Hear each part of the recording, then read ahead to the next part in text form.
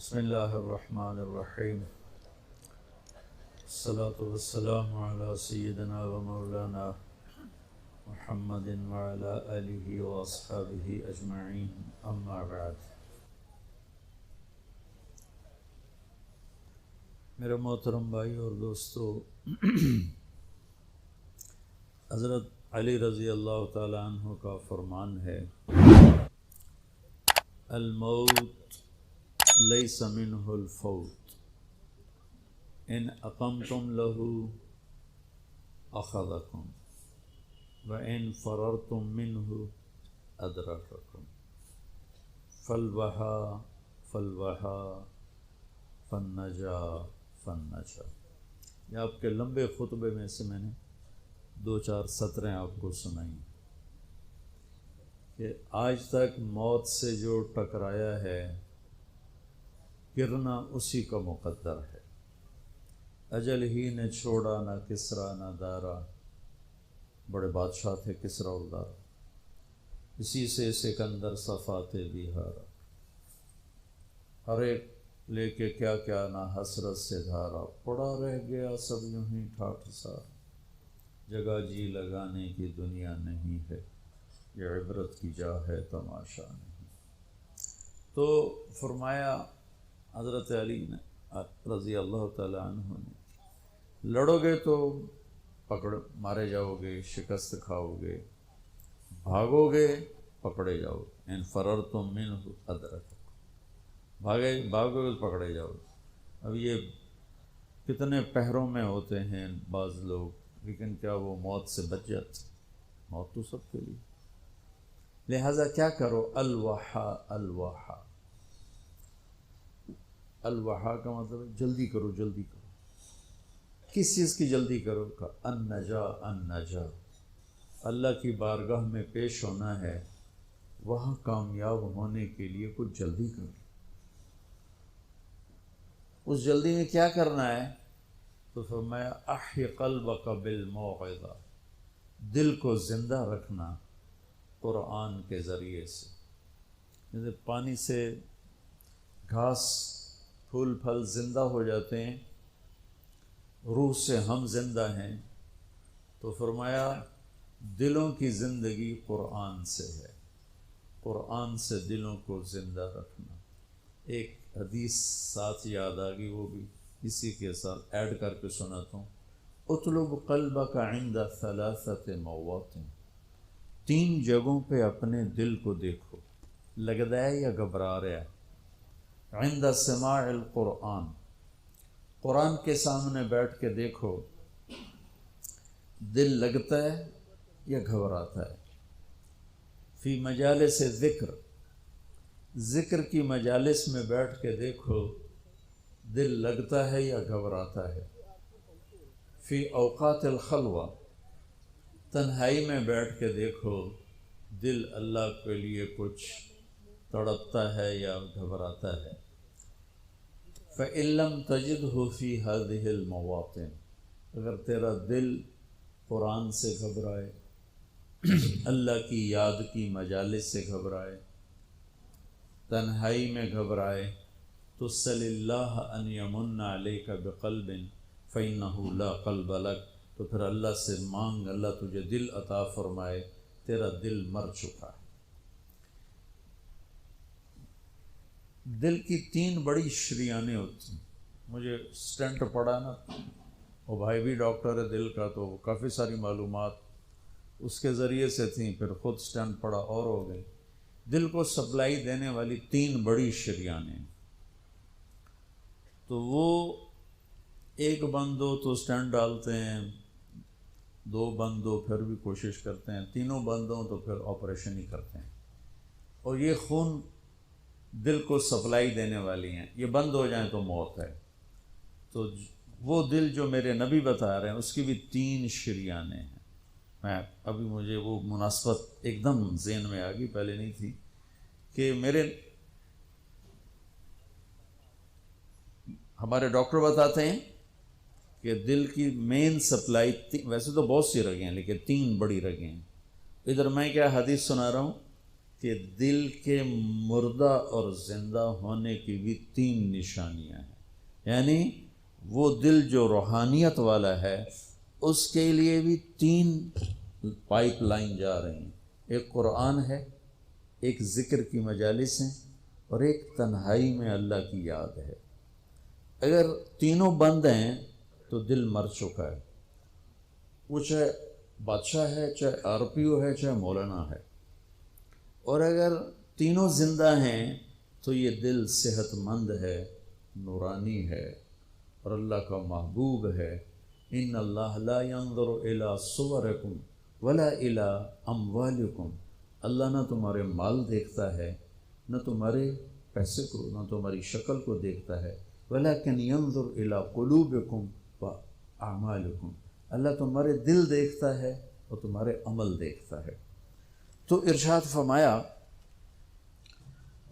اگر تیرا دل قرآن میں نہیں لگتا، کتنے لوگ ہیں زندگی بھر قرآن اٹھا کے بھی نہیں دیکھ رہے، بس مردوں کے لیے رکھ دیا ہے، مولوی صاحب آ جائے ختم پڑھ چھڑے۔ محرم میں کوئی حافظ بٹھا دیتے ہیں قبروں پہ، جا بھائی ساڑے پیو دی قبر تے قرآن پڑھتے آ، آپ قل واللہ پڑھن دی توفیق نہیں ہوندی تو حافظہ میں جا کے بھایا ہوں۔ محرم میں جاتے ہیں نا، ایک رسم ہے، اچھی رسم ہے، قبریں تازہ ہو جاتی ہیں، کچھ بزرگوں کے لیے ایصال ثواب ہو جاتا ہے۔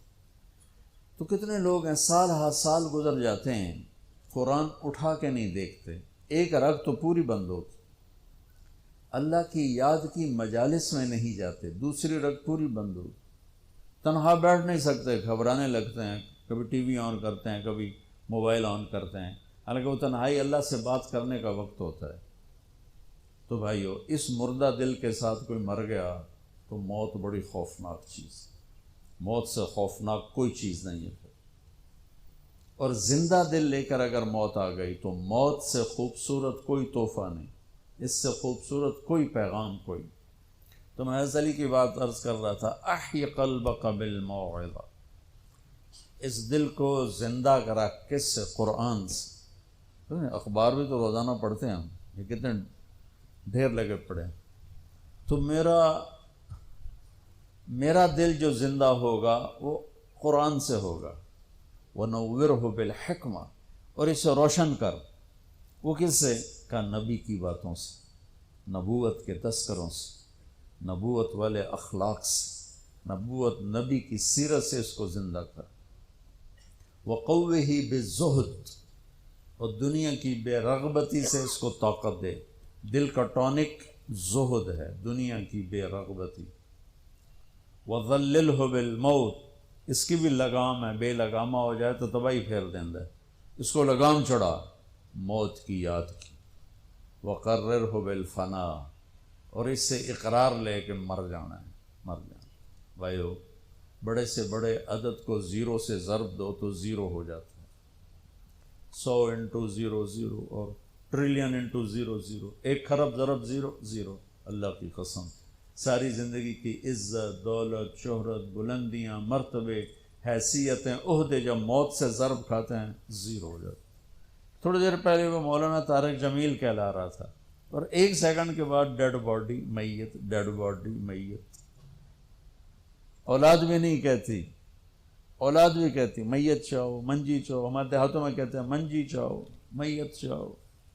1 سیکنڈ پہلے وہ ہے بادشاہ وقت، اور 1 سیکنڈ کے بعد وہ ڈیڈ باڈی کہلا رہا ہے، اور وہ میت کہلا رہا ہے، اور وہ مردہ کہلا رہا ہے۔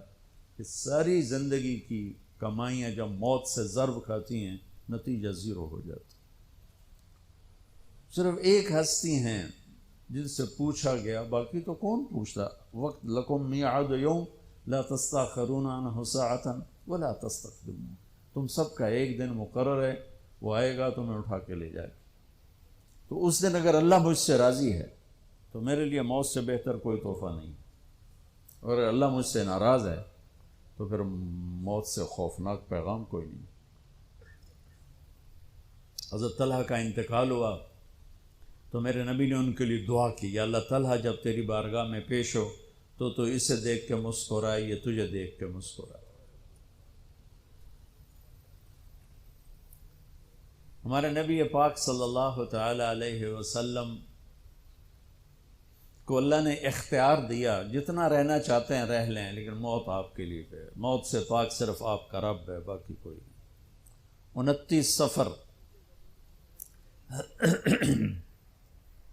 11 ہجری 632 عیسوی آپ کو سر درد عصر کے بعد شروع ہوا۔ آپ ایک جنازے میں تھے جنت البقیع، وہ درد تیز ہو گیا، گھر پہنچتے پہنچتے حضرت عائشہ کی گھر کی باری تھی اور تیز بخار میں تبدیل ہو گئی۔ تو یہ مہینہ 29 کا تھا، 29 دن یہ اور 12 دن اگلے، 13 دن آپ نے بخار اور سر درد میں گزارے، اور اسی بیماری میں جا کے نمازیں پڑھاتے تھے۔ آپ کے جانے میں 5 دن باقی تھے تو آپ کا بخار بہت تیز ہو گیا، تو آپ نے فرمایا کہ مجھے 7 کنوؤں کا پانی لا کر غسل دو۔ تو 7 مشکاں وڈیاں وڈیاں بھر کے لے آندیاں صحابہ نے، الگ الگ کنواں تو حضرت عائشہ کے گھر میں ٹپ نہیں تھا تو حضرت حفصہ کے گھر سے ٹپ منگوایا گیا۔ آپ تہمت باندھ کے اس میں بیٹھے اور ایک ایک مشک آپ پر ڈالتے گئے تو اس سے پانی سے بخار کا زور ٹوٹ گیا، تو آپ نے پٹی باندھی سر درد کی وجہ سے، اور حضرت علی اور فضل بن عباس رضی اللہ عنہم علیہم السلام ان کے کندھوں پر ہاتھ رکھتے ہوئے آپ مسجد میں تشریف لائے۔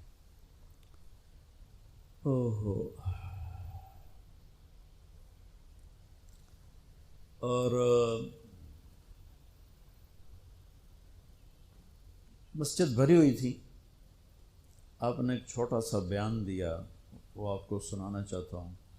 آپ نے فرمایا، لوگوں، میں ایک زمانہ تم میں گزار کے جا رہا ہوں، میں نے کسی کا حق مارا ہو تو مجھ سے لے لو، کسی پہ زیادتی کی ہو تو بدلہ لے لو، کسی کو تھپڑ مارا ہو، سوٹی ماری ہو، بدلہ لے لو، قیامت کے دن میرے اوپر کوئی مقدمہ نہ کر دینا، میں اس دن کی پیشی کو برداشت نہیں کر سکتا۔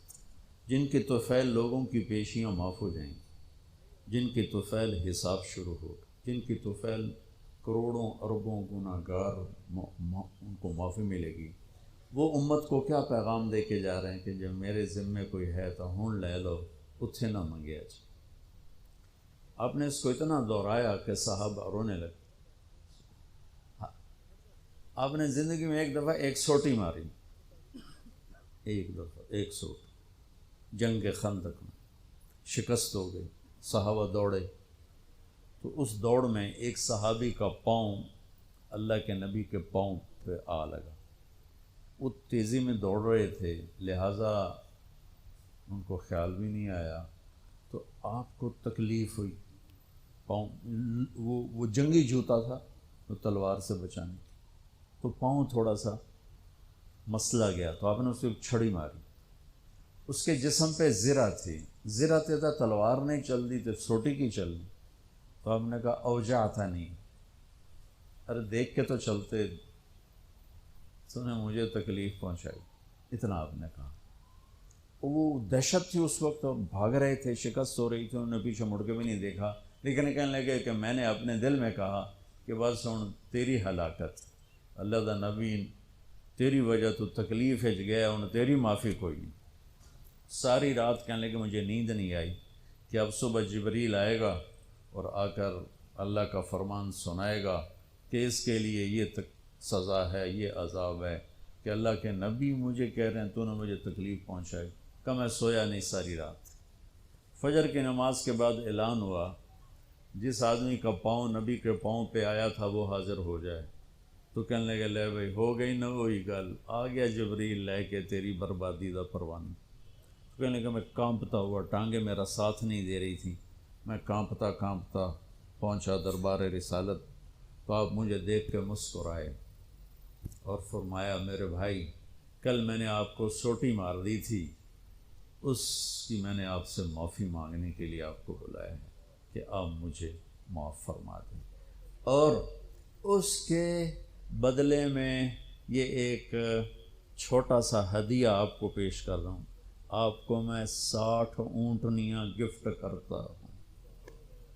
این سوٹی ماری اور 60 اونٹنی، جو پولیس والے بیٹھے ہیں، یہ عوام بیٹھے ہیں، سیاسی لوگ بیٹھے ہیں، کیسے ناجائز کیس کرواتے ہیں، کیسے غلط ایف آئی آر کٹواتے ہیں، کس طرح جھوٹے گواہ بناتے ہیں۔ ان کو قبر کا اندھیرا یاد ہی کوئی نہیں، ان کو